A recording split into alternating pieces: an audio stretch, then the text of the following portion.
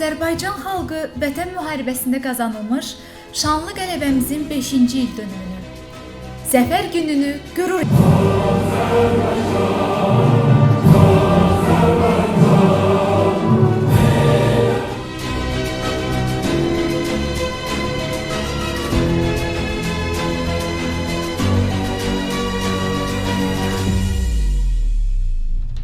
Bugün biz müasir Azərbaycanın tarixini ən möhtəşəm səhifəsini 44 günlük Vətən müharibəsində qazandığımız zəfərin 5 illiyini böyük qürur və sonsuz iftixar hissi ilə qeyd edirik.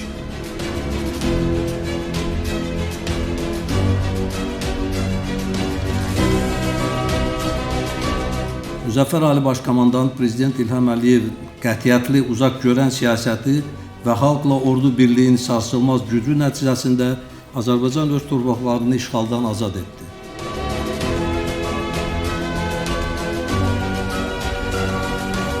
Gözəl günlərdir, xoş günlərdir, xalqımız, vətənimiz sağ olsun. Allah cənab prezidentimizin ömrünü uzun eləsin.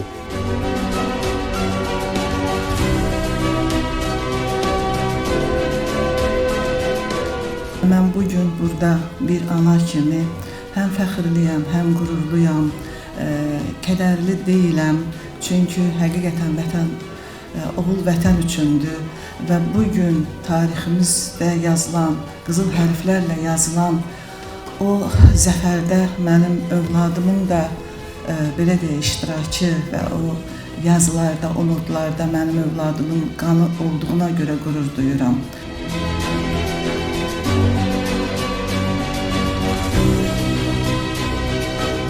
Zəfər sözü bu günlərim əgər lüğətimizdə, bizim ifadəmizdə, cümlələrimizin arasında bunu istifadə ediriksə, biz bu sözü bizə qazandıran, dünyasını dəyişmiş, canını sifir etmiş şəhidlərimizə borcluyuq və təbii ki, dövlətimizin başında duran cənab prezidentimiz, partiyamızın sədri cənab İlham Əliyevə borcluyuq.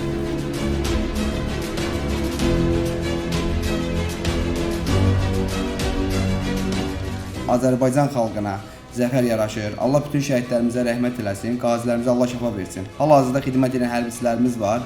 Allah bütün hərbiçilərimizi qorusun.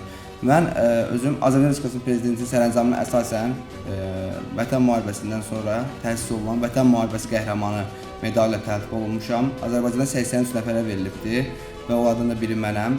Mən fəxr edirəm ki, qalib ölkənin qalib əsgəriyəm.